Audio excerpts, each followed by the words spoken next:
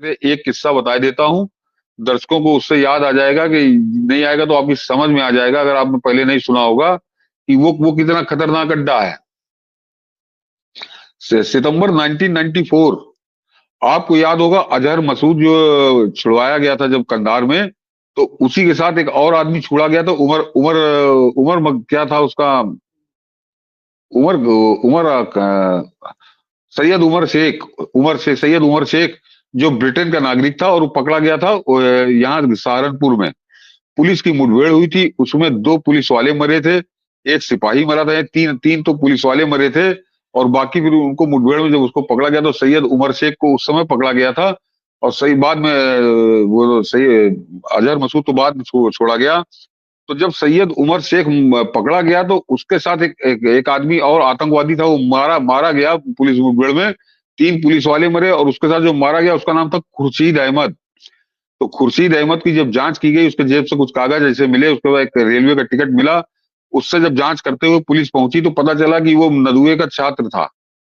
और नदुए का छात्र ही नहीं था, उस समय वो जिंदा था अली मियां, जो रेक्टर इनकी सबसे बड़ी पोस्ट होती है, उस नदुए का वो रेक्टर था। और रहने वाला अलीगढ़ का रायबरेली का था। और रायबरेली में ही उसका घर भी था। तो वो अपने घर पर भी एक मदरसा चलाता था। तो खुर्शीद अहमद जो आतंकवादी वहां पर मारा गया था सहारनपुर की मुठभेड़ में, 94 की मैं किस्सा बता रहा हूँ। तो 94 में वो खुर्शीद अहमद उसी के घर के मदरसे में रह के पढ़ता था, वहीं का स्टूडेंट था। तो दिखाने के लिए स्टूडेंट था, काम तो उसका आतंकवादी का था। लेकिन उसी में एक और सूत्र मिला एजेंसियों को, जब वो जांच उन्होंने आगे बढ़ाई, कि एक आतंकवादी था जमैका का रहने वाला, वो था अबू बकर नाम था उसका।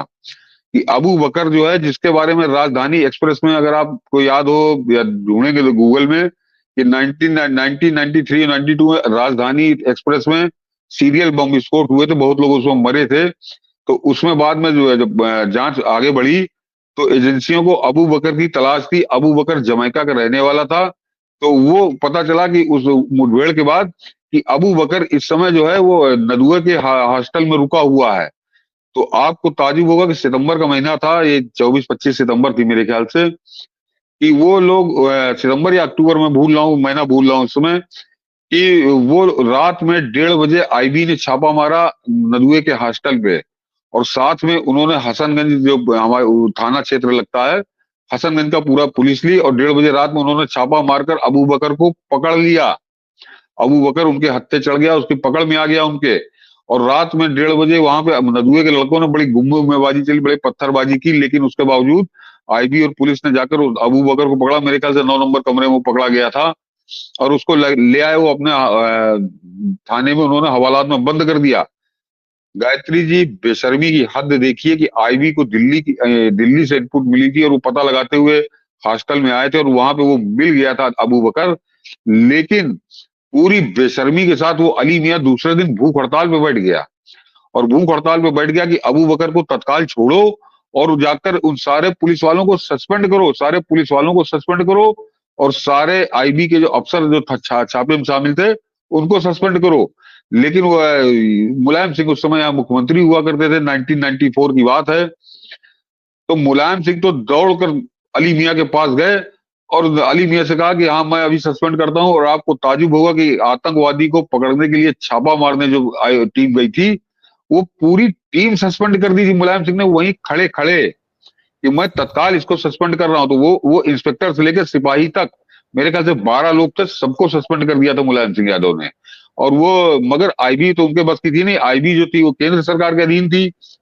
तो भी उस मौलाना अली मियां ने उसने कभी कहा कि हम अपना अनशन अभी नहीं तोड़ेंगे, तुम आईबी के लोगों को भी सस्पेंड करो, उनको भी हटाओ, उनको भी नौकरी से निकालो। तो वो मुलायम सिंह के बस में नहीं था और तब भी उसने अनशन नहीं तोड़ा। तो आपको ताजुब होगा कि उस मौलाना की एक आपराधिक मांग पे, एक आतंकी मांग पे, केंद्र सरकार जो कांग्रेस की थी उस समय वहां पर, उसमें स्पेशल प्लेन से उस समय आया था वो जाफर शरीफ जो रेल मंत्री था, और राजेश पायलट, ये उसका डिप्टी था, वो गृह राज्य मंत्री था। तो वो दोनों आदमी स्पेशल प्लेन से लखनऊ आए और उस मौलाना की मान मनव्वल की कि हाँ हम आईबी के लोगों को सस्पेंड कर देंगे लेकिन आप अपना अनशन खत्म कर दो। तब उस मौलाना ने अपना अनशन खत्म किया था। और सबसे खास बात यह थी कि इस अनशन उनको हटाने के अलावा उस मौलाना की जो सबसे जरूरी मांग थी कि अबू बकर को तत्काल छोड़ो, तो आपको ताजुब होगा कि एक जिस जिस अबू बकर को वो पिछले 2 साल से आईबी ढूंढ रही थी, पागलों की तरह ढूंढ रही थी, वो हाथ में आने के बाद आईबी को और अबू बकर को छोड़ना पड़ा। क्योंकि वो जाफर शरीफ और राजेश पायलट ने आकर, जो गृह राज्य मंत्री था उस समय, उन्होंने कहा कि हम अबू बकर को अभी तत्काल छोड़ते हैं। तो अब अबू बकर को छोड़ दिया आईबी ने बिना किसी उसके। और आपको ताजुब होगा कि 1994 से आज 2024, आज तक कोई नहीं जानता कि अबू बकर उसके बाद कहाँ गया।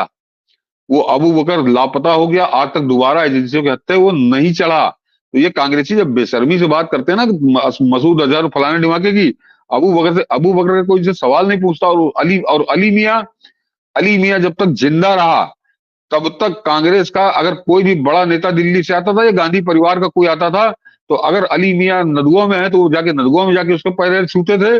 और अगर वो कहीं रायबरेली में, तब तो फिर घर जाते ही जाते थे उसके। और उसके अलावा जब वो मर गया अली मियां, तो ये कांग्रेसी गांधी परिवार ये जब रायबरेली जाते थे, तो पहले अली मियां की कब्र में जाके सजदा करते थे, उसके बाद ही अपना कोई कार्यक्रम करते थे। वो घुसते ही उसका गांव पड़ता है, तो ये पहले अली मियां की कब्र बजाते थे, उसके बाद ही कोई अपना कार्यक्रम करते थे। इतना ज्यादा ही उस अली मियां को, जो एक तरह से देशघाती था, एक आतंकवादी का खुलकर समर्थन करता था, आतंकवादी के लिए अपने पूरे उसने घोड़े खोल दिए थे। तो इस तरह का इतिहास रहा है इन मदरसों का। लेकिन हमारे यहाँ जो लेफ्ट लिबरल और जो वामपंथी इतिहासकार हैं, वो ऐसा बताते हैं कि जैसे आजादी की लड़ाई इन मदरसों ने लड़ी, बाकी पूरा हिंदुस्तान कई गधे बेच के सो रहा था। तो इस तरह से 70 साल तक इस देश की आंखों में जो धूल झोंका इन्होंने, अब वो धूल धीरे धीरे छट रही है।